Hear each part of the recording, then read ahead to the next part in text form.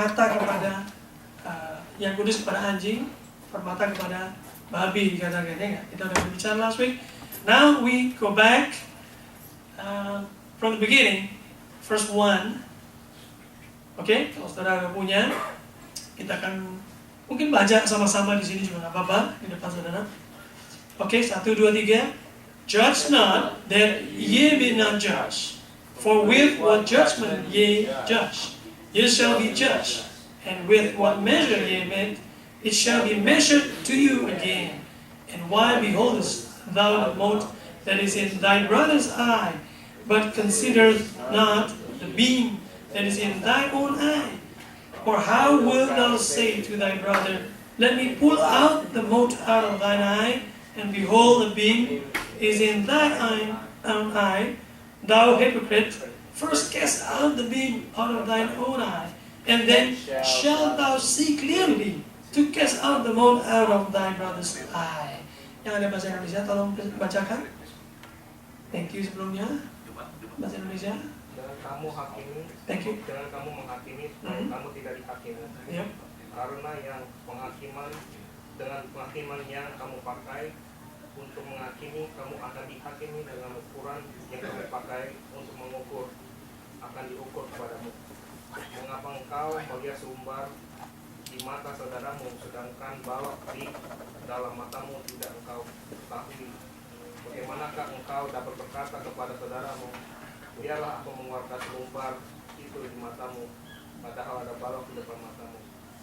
Hai orang munafik, keluarkanlah dulu balok di matamu, maka engkau akan melihat dengan jelas untuk mengeluarkan selumbar itu dari mata saudara. Ya, ayat ini sering diambil oleh orang kalau ditegur dari apa langsung nyemprot balik. Kamu jangan menghakimi, judge not, ya kan? Sering dipakai orang. Padahal kita baca ayat ini konteksnya dia nggak bicara soal jangan judging aja, tapi berhubungan dengan ayat yang lain. Ya, hari ini memang topiknya rada nggak enak di kuping, mungkin tentang hipokrisi, tentang kemunafikan. Ya.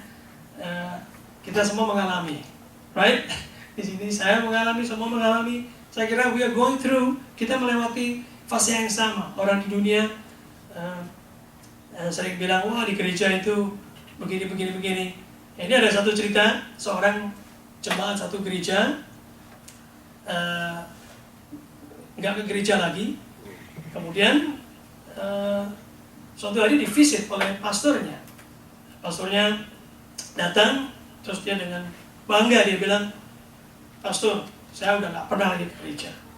Mungkin pastor lihat kan, pastor bilang, iya, saya notice Anda gak pernah ke gereja lagi. Well, dia bilang, alasan kenapa saya gak mau ke gereja karena terlalu banyak di gereja orang yang munafik, dia bilang.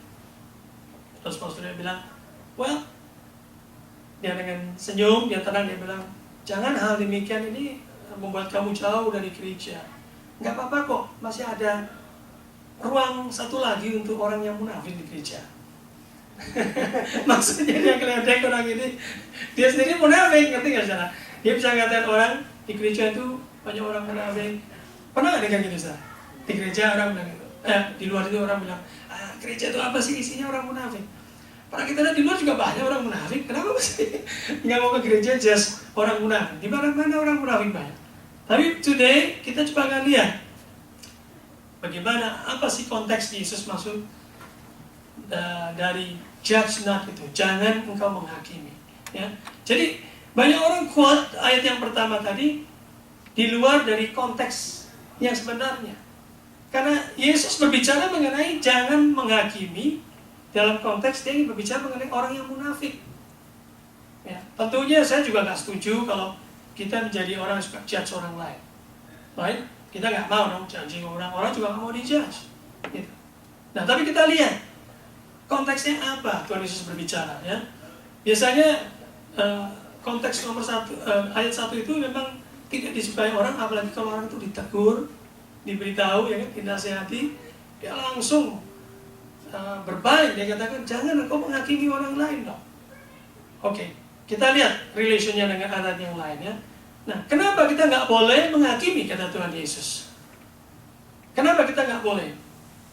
Karena kalau kita lihat konteksnya nanti, kita akan lihat bahwa orang-orang yang suka judge biasanya, mereka sendiri itu orang-orang yang tidak mau melakukan apa yang dia, hal yang dihakimi kepada orang lain itu biasanya dia juga nggak lakukan. Ngerti nggak saudara? Orang mudah untuk menjadi kritikal tanpa dia sendiri mau touch apa yang dia criticize. Ngerti ya? Kita bisa kritik, wah gereja itu beginilah, ini gereja mestinya begini dan begitu. Tapi mereka sendiri nggak mau participate, nggak mau gimana, bangun dong gereja. Jangan cuma just kritik. Amin saudara. So many people kan cuma begitu, ya kan? Di mana-mana banyak orang pintar kritik, walaupun nggak ada sekolahnya tapi pintar-pintar. Ya. Nah saudaraku, kita sebagai orang tua, banyak sini orang tua sudah punya anak, ya termasuk saya, kita mesti hati-hati memang. Kalau kita menghakimi, tapi kita sendiri tidak melakukan apa yang kita judge kepada orang lain, terutama anak-anak kita, that's dangerous. Bagaimana seorang tua ngasih tahu anaknya, nggak boleh ngerokok loh, tapi dia sendiri ngebul di belakang, ya kan? Dia bisa judge orang lain, tapi dia sendiri nggak bisa melakukan apa yang dia larang. Nah, so many people melakukan demikian, ya kan? Nah, kalau saya tanya, seorang judge, hakim ya, kalau bahasa Indonesia hakim kan? Seorang judge, dia menghakimi orang itu berdasarkan apa, Ustaz? Apakah dia, karena, wah dia ini yang kemarin, Boston bombing misalnya, wah kesal, dia orang Boston lagi. Judge-nya langsung bilang, gara-gara kamu nembakin orang Boston, aku hukum kamu seumur hidup. Nggak bisa, tuh. Betul nggak, Ustaz? Dia nggak bisa judge orang begitu aja. Base-nya apa? Iya buku undang-undang, hukum tatanya, tata hukum, betul nggak? Dia nggak bisa main judge orang. Makanya di Amerika ini kadang-kadang saya lihat agak rumit orang hukum yang kita kesalahannya kita anggap besar, tapi hukumnya kok kecil, nggak sebanding. Because mereka berdasarkan book, nggak bisa sembarangan menjudge orang. The same thing kita orang Kristen juga. Yesus katakan jangan sembarangan judge, because kalau kita sembarangan, kita bisa judge bukan berdasarkan the book, the holy book.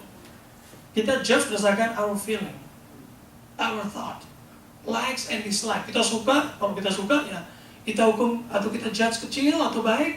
Kalau kita nggak suka, kita hukum sekeras-kerasnya. Ya, ya. Nah ini Yesus ini berkata dalam konteks yang demikian. Seorang judge yang menghukum berdasarkan standar atau rules yang tertulis. Kita lihat dulu dalam Yohanes pasal 12. Kalau saudara mau buka Bible saudara, Yohanes pasal 12, John chapter 12, verse 47 to 49. Dikatakan, and if any man hear my words, dikatakan, and believe not, kalau ada orang yang dengar firmanku dan tidak percaya, I judge him not. Dikatakan, aku nggak menghakimi mereka. For I came not to judge the world, but to save the world. Dia bilang. Dia nggak menghakimi dunia, tapi justru dia menyelamatkan. Nah kadang-kadang, saudaraku, kalau kita memberitahu, kita menjudge itu biasanya based on the truth kan, something fact yang true, ya fakta yang benar, betul nggak? Misalnya kita katakan, kamu jangan merokok, kamu jangan suka makan yang babi-babi, yang fat nanti, itu misalkan true facts, gitu kan? Ya kan? Nah biasanya orang kan nggak suka, betul nggak? Apa yang namanya fakta, the truth, itu paling sering di-reject sama orang. Yesus juga nggak menghakimi dunia, tapi dikatakan dia ingin menyelamatkan dunia, tapi orang anggapnya beda. Dianggap dia, marah-marahin mereka, dianggap dia itu terlalu ekstrim dan sebagainya. Ayat 48, he that rejected me and received not my words, hath one that judged him. Dikatakan mereka yang nolak Tuhan, ada satu yang judge, yaitu siapa? The word that I have spoken. Dikatakan firman yang dikatakan oleh Tuhan itu yang menghakimi. Jadi kadang-kadang saudaraku, kalau kita misalnya ada orang ya kumpul kebo ya, ini saya bicaranya ekstrim aja. Kita coba untuk kasih tahu, bro janganlah, itu kan sexual immorality di Alkitab nggak boleh, ya kan? Begini kita pakai ayat. Tapi yang dengar kan offended langsung. Kamu langsung hakim aku gimana? Kamu sendiri siapa? Kita nggak menghakimi, tapi the word Firman Tuhan, the truth, akan menghakimi orang tersebut. Nah, I believe many of us paling gak suka dengan the truth. Believe me. Because the truth itu seperti pil pahit. Betul? Kayak anak kecil dikasih pil, gak mau. Maunya pil yang ada code-nya candy. Betul gak?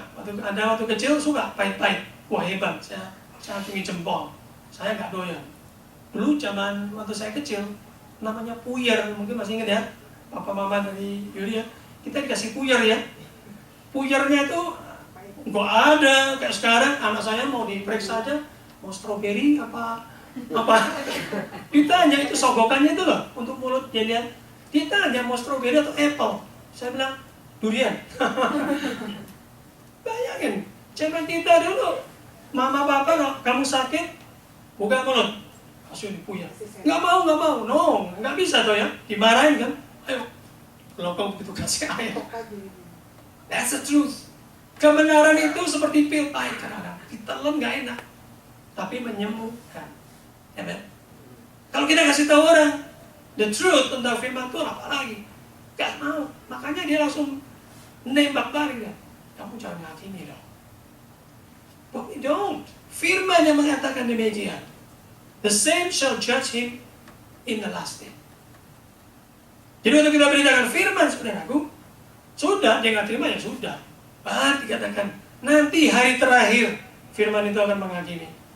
49 dikatakan, for I have spoken, not spoken of myself. Dia nggak bicara mengenai diri sendiri.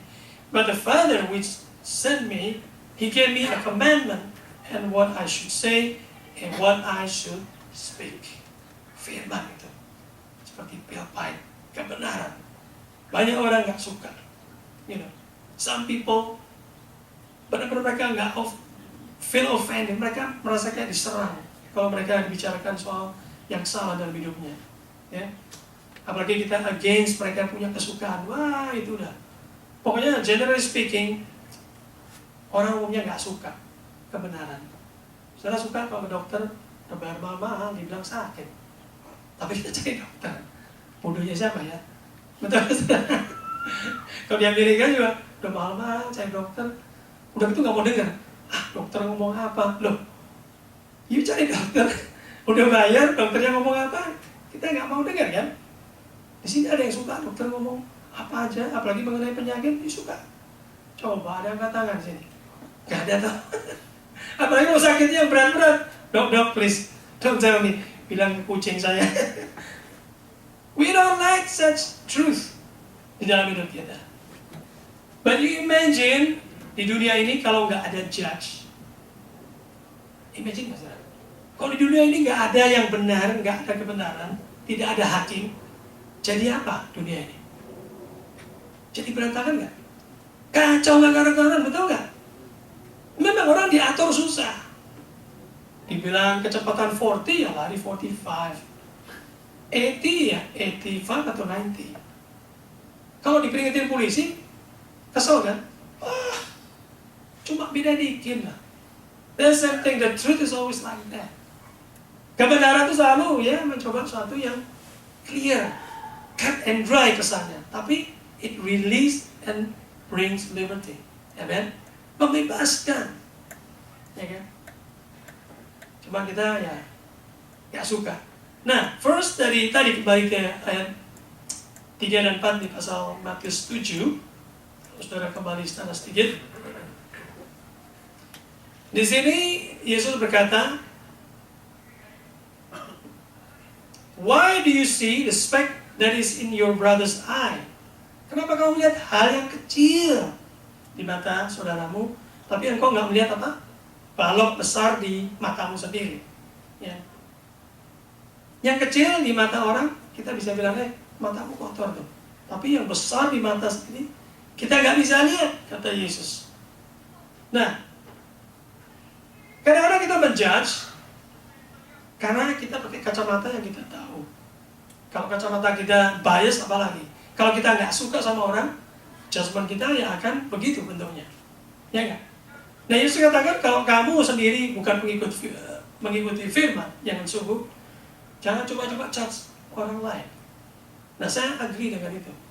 Kalau kita nggak pernah melakukan apa yang seharusnya kita katakan pada orang lain, ya kita nggak usah judge orang lain dengan hal demikian. Ngerti ya saudara? Kenapa Tuhan Yesus itu waktu dia bicara kepada orang-orang, terutama orang Farisi, guru-guru Taurat segala, mereka nggak suka sama dia. Hal yang pertama karena dia berbicara mengenai yang benar. Dia bicara mengenai sesuatu yang akan membuat mereka hidup lebih baik. Tapi nyatanya apa saudara? Bukankah para Farisi, guru-guru atau orang-orang Jew ini mereka pengikut dari semua Taurat dengan baik? Mereka orang-orang yang mengikuti semua aturan dengan baik.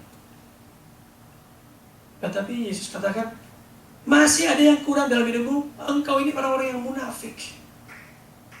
Nah, usi. Yesus mengatakan hal yang kelihatannya kontradiksi. Ini orang-orang beragama yang mengikuti peraturan agama, tetap dikatakan munafik.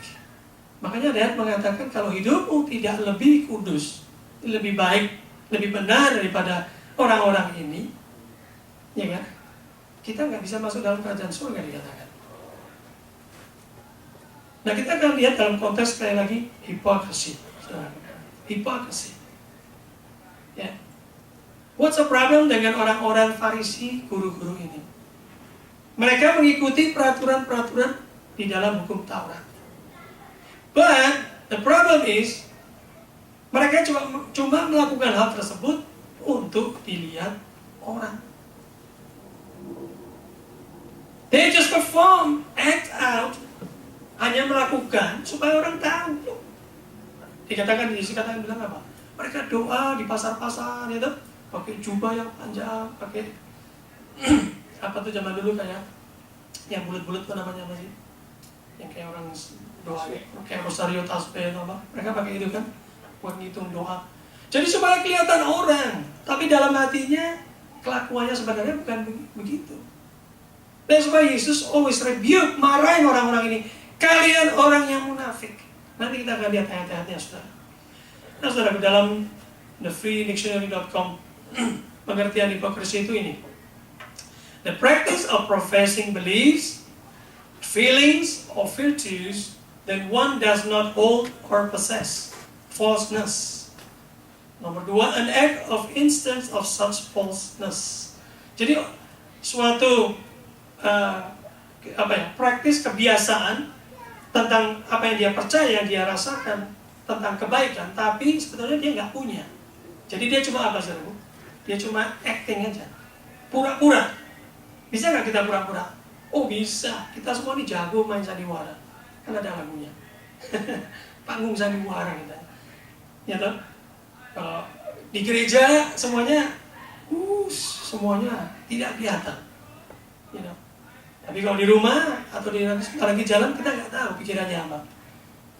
Wikipedia mengatakan the word hypocrisy comes from the Greek hypocrisis, yang berarti jealous, play acting, yang berarti iri hati, memainkan peran, acting out, atau bersandiwara, ya, bisa berarti coward. Nah, bahasa Greek juga berkaitan dengan satu kata yang berarti judgment atau kritik. Hipokrisi itu berarti judgment atau kritik, criticize. Ya, suka mengkritik istilahnya. Ya.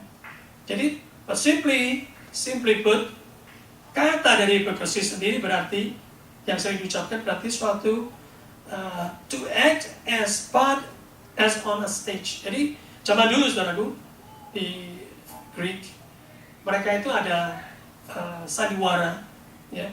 Nah orang-orang pemain itu disebut hipokrit. Orang-orang yang play out, yang acting out based on script. Ngerti saudara? Jadi pengertian hipokrisi kan kalau orang acting di dalam suatu sandiwara, misalnya saudara lihat di film ya, contohnya film Tarzan gitu ya. Dulu bayangan saya di Amerika itu ada orang pakai celana kecil, celana kolor, gantungan gitu ya, main sama monyet. Itu pikiran saya. Ya, tapi kan Tarzan di film itu bukan Tarzan beneran, dia cuma acting, betul nggak? Itu namanya hipokrit, gitu ya saudara. Jadi orang yang cuma berperan pura-pura itu hipokrit namanya. Jadi di dunia ini banyak nggak hipokrit? Kalau di Amerika ada satu tempat yang terkenal tukang pembuat hipokrit di mana? Tebak coba. Hollywood. Hollywood itu semua aktor, aktris itu hipokrit semua. Betul nggak? Karena dia acting kadang-kadang jadi mama yang lembut, padahal di luarnya tukang kawin cerai. Dia bisa berperan sebagai orang yang, bahkan itu ada satu aktor yang saya sering lihat dia main jadi orang Kristen. Padahal di luarnya ya hidupnya sama dengan selebriti yang lain, tapi jadi orang Kristen yang baik. Nah, those are called hypocrite. Nah, kita lihat Matius pasal 23, saudara. Matius pasal 23 ayat 13 sampai 29, tapi saya akan lompat-lompat bacanya ya. Dikatakan ayat 13. But woe unto you, celakalah engkau. Ya, Yuri bisa tolong baca ayat 13 ya. Celaka kamu, hai ahli-ahli Taurat dan orang-orang Farisi, hai kamu orang-orang munafik, karena kamu menutup pintu-pintu kerajaan surga di depan orang, sebab kamu sendiri tidak masuk dan kamu merintangi mereka yang berusaha untuk masuk. Ya, ini berapa contoh yang Yesus katakan. Jangan sampai hidup kita kayak begini, saudaraku. Kita bisa ngajarin orang, ayo. Saya masih ingat ada orang cerita sama saya. Dulunya dia rajin tukang ngajakin orang ke gereja. Belakangan mereka udah masuk gereja, dia sendiri keluar. Pernah dengar itu? Ya, pernah tahu orang itu? Ini orang-orang hipokrit yang dia bisa mengundang orang, ayo hidup yang baik, tapi di belakangnya dia sendiri hidupnya nggak benar. Rajin di gereja, rajin untuk pelayanan, tapi di luar dari kehidupan gerejanya. Sekali lagi, saudaraku, hipokrit itu adalah kehidupan seperti orang main sandiwara.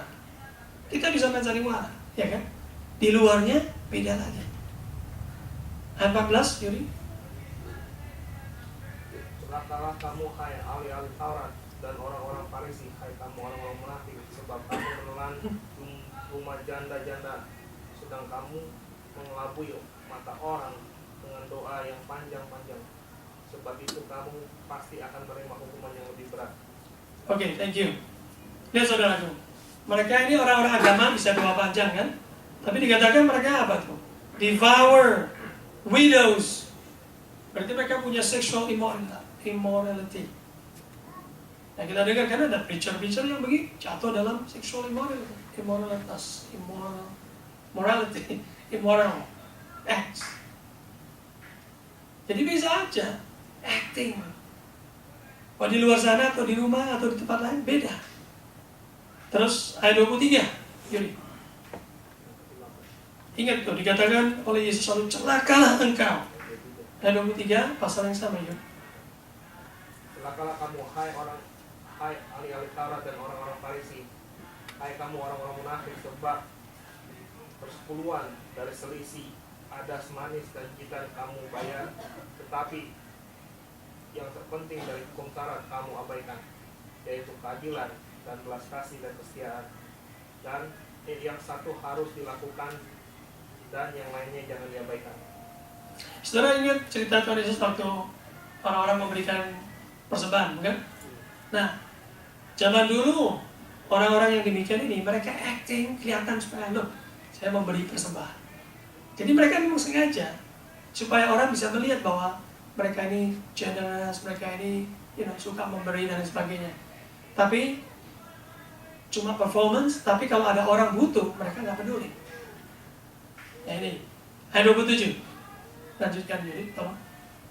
Celakalah kamu, hai ahli-ahli Taurat dan orang-orang Farisi, hai kamu orang-orang munafik, sebab kamu sama seperti kuburan yang dilabur putih, yang sebelah luarnya memang tampak yang memang bersih tampaknya, tetapi di sebelah dalamnya penuh berulang dan berbagai jenis kotoran. Oke. Mereka ini kayak kuburan ya. Saudara tahu kan di Jakarta, di Bogor juga ada kuburan yang bagus sekali. Sebagus-bagusnya kuburan, kalau saudara korek-korek sama isinya. Tanah dan tulang. Ya kan, which is bau sekali. Gak ada yang mau. Ini mengatakan bahwa orang yang hipokrit Dia bisa melabur dirinya, tutupi dengan segala macam yang kelihatan bagus, kelihatan spiritual, Tapi Yesus katakan, semua yang disembunyikan suatu saat akan terbuka. Ya kan? Saya baca di Kompas ada orang ketahuan istrinya punya istri muda. Santai nggak bisa diumpetin, suatu saat akan keluar. Jadi orang yang munafik selalu menutup-nutupi. Ya. Ayat 28 dikatakan, even so ye also outwardly appear righteous unto men. Kelihatan di luarnya, kelihatan righteous, but within ye are full of hypocrisy and iniquity. Pagi hari ini mari kita cek hati kita, saudaraku. Ini hal yang terpenting, penyakit yang sangat mematikan dalam kehidupan orang Kristen. Salah satunya hipokrisi. Kita bisa khotbah, kita bisa sharing, kita bisa bersaksi. Baru-baru ini saya ketemu satu orang yang suka nulis ya di Facebook, kan suka nulis ya, Jesus, God, whatever lah, dengan scripture whatever. Tapi di lain saat dia ngomong hal yang lain, ngomong kasar, ngomong bahasa Tarsan. You imagine that? Kalau saudara tahu orang yang gitu gimana? Ini orang hipokrit nggak? Ya kan? Bisa dia labur dengan segala macam, tapi suatu saat akan muncul lah. Dia nggak bisa nutupi hidup kita di dalam Tuhan. Kita ini suatu saat akan dibuka lebar. Ya, makanya kalau orang ikut Tuhan ya, saudara mau tutupin kayak apa? Suatu saat kuburan itu akan kebuka lagi. Karena di dalam Tuhan itu ada terang. Ya men? Jadi kalau kita terus-menerus ada di dalam terang, lama-lama yang di dalam-dalam pun akan kelihatan. Nah itulah bagusnya kalau kita selalu rajin ikut Tuhan Yesus. Hidup kita tuh selalu dibersihkan. Kita bisa lihat nih, yang kotor-kotor, yang kecil-kecil apa. Kita sensitif kepada hal-hal yang kecil sekalipun. Bahaya saudaraku kalau orang Kristen sudah nggak sensitif kepada hal-hal yang kecil. Salah sedikit atau ada apa, kita udah nggak sensitif. Wah, that's a deadly disease yang udah mulai masuk. Kita menjadi hipokrit. Kita menjadi pemeran sandiwara dalam hidup ini. Ya. Memang sangat mudah sekali lagi saya katakan untuk menjudge. Tapi banyak orang tanpa sadar mereka menjadi orang-orang yang munafik. Ya. Coba bayangkan ada orang yang mengatakan, oh Bible itu penting, firman itu penting. But they never spend time untuk read the Bible. Ada some people say, well, prayer is very important. But they hardly make the time to pray. Ada lagi orang bilang, wah, gereja itu harus begini, pelayan-pelayannya harus begini. Tapi mereka nggak mau ambil alih atau partisipasi untuk melayani di dalam gereja. Nah ini orang-orang begini nggak akan bertumbuh hidupnya. Karena digerogotin oleh cancer yang disebut hypocrisy. Saya ingin bicara the downside of being hypocrite. Ya, the downside. Apa yang kerugian kalau kita masuk di dalam hipokrisi? Yang pertama, kita akan menjadi seorang yang judgmental instead of orang yang suka kritik, judgmental. Berarti suka menjudge orang instead of being spiritual. Ya. Each one of us, kita butuh untuk menjadi spiritual first. Baru kita bisa menjudge dengan benar. Ngerti kan? Maksudnya kalau kita itu sudah menjadi rohani, judgment kita boleh dikatakan sudah oke. Kita bisa menjudge berdasarkan kasih Tuhan. Kita menjudge berdasarkan apa? Kebenaran Tuhan. Betul kan? Tapi kalau kita nggak righteous, kita akan menjudge berdasarkan kemauan atau pikiran atau emosi kita. Kita menjadi judgmental. Nah, kembali kepada tadi kata Yesus, do not judge. Ya kan? Tapi kalau kita punya kebenaran dalam hidup kita, otomatis spirituality kita ini bisa mengimbangi of being munafik. Yang kedua, kalau kita munafik, ya, kerugiannya adalah kita ini cuma fokus kepada apa yang orang akan lihat kepada kita, saudara. Instead of apa yang Tuhan lihat. Beda nggak, saudara? Saya bisa di sini acting out supaya saya kelihatan baik di mata saudara, tapi belum tentu di mata Tuhan, betul nggak? Yang kita butuhkan, ya betul di mata orang lain, tapi yang most thing yang kita butuhkan adalah kita benar di hadapan Tuhan. Yang Tuhan lihat, no, number one, betul nggak? Sekalipun orang lihat kadang-kadang kurang berkenan, Kita tahu lah, kita tegur orang kadang-kadang orang itu nggak suka. Kan buat orang lain nggak benar kita ini. But in the eyes of God. Jadi orang-orang munafik fokus kepada apa yang orang lihat, seperti orang Farisi. Am I okay? Kalau saya begini, mereka lihat enggak. Kalau saya melayani, mereka lihat enggak. I do something.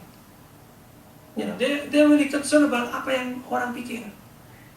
Nah, ini this is a downside, kerugiannya. Yang ketiga, menjadi munafik berarti kita ini membawa atau menjadi bad witness, menjadi saksi yang jelek bagi kekristenan. Banyak orang menjadi turn down, mereka menjadi keluar dari kekristenan, keluar dari gereja, karena banyak orang munafik di gereja. Ya kan? Hidupnya begini, di belakang begini. Kadang-kadang it's just kita nggak bisa masuk ke dalam akal ya. Kalau kita lihat ada preacher misalnya atau pelayan Tuhan lah yang sudah melayani begini-begini, kemudian kita dengar berita yang jelek di belakangnya, hobinya, karakternya. Kadang-kadang kita nggak bisa mengerti. Bad witness. Yang terakhir ini yang penting, hipokrisi bisa menutupi dosa. Ya karena kita acting, betul nggak salah? Kita punya dosa, kita punya salah dalam hidup, kita tutupi dengan berbuat seolah-olah benar.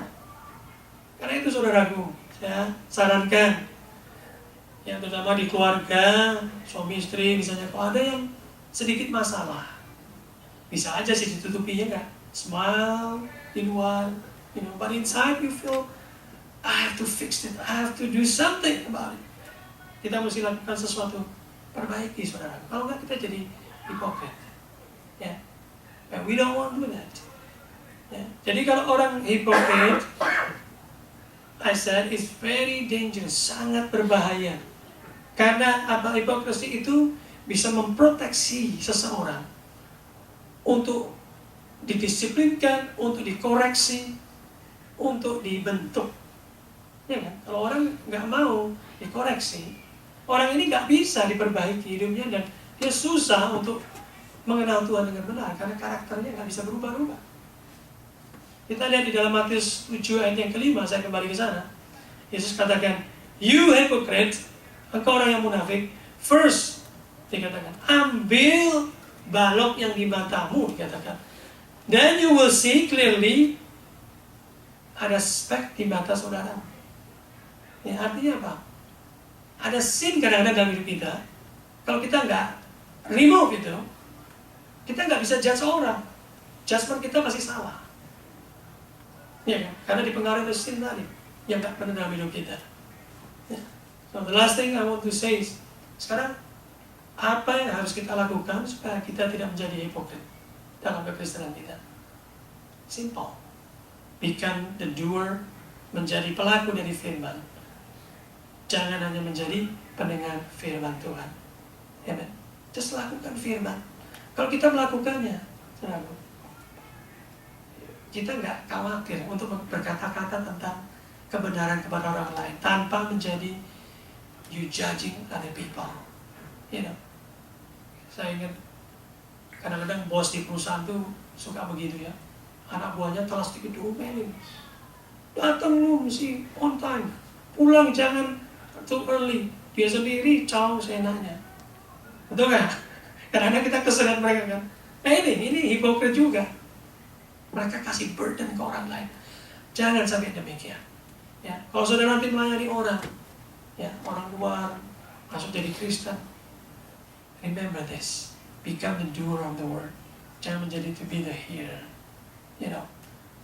So much so sad that so many people, banyak orang hanya senang dengar firman. Karena banyaknya firman, kadang-kadang mereka merasa udah pintar, udah hebat. Ya kan? Udah belajar firman, seolah-olah dirinya sudah cukup. No, it's not. Sampai kita melakukan apa yang kita dengar, baru saudaraku, kita boleh dikatakan kita lulus ujian. Ya kan? Okay, let's avoid this becoming hypocrisy. Sehingga Yesus berkata di sini, jangan judge. Ini basically dalam konteks dia mengatakan orang-orang ini yang nggak mau melakukan apa yang firman katakan, tapi mereka berusaha menaruh firman itu kepada orang lain. Coba bayangkan, ya di Indonesia banyak kasus-kasus korupsi orang-orang ya, kita tahu kan, di government atau di tempat-tempat yang punya posisi besar. Bayangkan saudara, dia taruh burden orang lain supaya jangan begini, jangan begini. But they themselves gak pernah mau mengikuti apa yang mereka katakan. But today, let's stand up on the word of God and we say, we don't want this hypocrisy. Kita gak mau menjadi orang munafik dalam hidup kita, kan? Kita jangan berusaha untuk acting supaya aku kelihatan gimana. Don't worry. Once kita menjadi pelaku firman, otomatis saudara nggak usah perform anything. Orang akan notice itu. Amen. Orang akan melihat. Begitu orang dirubah oleh firman Tuhan hidupnya, akan kelihatan orang itu menjadi generous, hospitable, ya kan? Jadi baik, jadi suka nolong, suka membantu. Nggak perlu dipaksa-paksa. Tapi kalau orang hipokrit, yalah basa-basi supaya orang lihat bahwa aku dibaik. Let's pray. Terima kasih Tuhan untuk hari ini firman-Mu. Kami percaya Tuhan bahwa kehidupan setiap orang Kristen Tuhan bukan hanya mendengar firman, bukan hanya mengerti, belajar, dan menghafalkan. Tapi lebih lagi dari itu Tuhan, kami mau menjadi pelaku dari firman-Mu. Kami gak mau menjadi orang-orang munafik Tuhan, seperti para ahli Farisi, guru-guru Taurat Tuhan. Mereka yang ditegur secara keras oleh Tuhan Yesus. Karena apa yang mereka katakan, apa yang mereka lakukan, sebetulnya hanya performance, seperti hipokrites, orang-orang yang melakukan drama. They're not actually becoming the script itself. Bukan menjadi bagian dari cerita itu sebenarnya, tapi mereka hanya melakukan acting. Bapa, kami berdoa hari ini, Tuhan, hati kami lihat Tuhan, hati kami paling dalam. Periksa Tuhan, kalau ada kami sikap yang cuma untuk menyenangkan orang atau supaya orang lihat, supaya kami ini justru number one, menyenangkan Engkau Tuhan, supaya hati kami ini in line dengan firman-Mu. Terima kasih Bapa kalau Engkau masih memberitahu kami. Terima kasih Tuhan Yesus. Kalau firman yang kami dengar hari ini kami ingat terus, tanamkan dalam roh kami, seal dengan Roh Kudus-Mu, ubah kehidupan kami seluruhnya di dalam firman-Mu ini Tuhan. Terima kasih Bapa. Kami bersyukur di dalam nama Tuhan Yesus. Amin.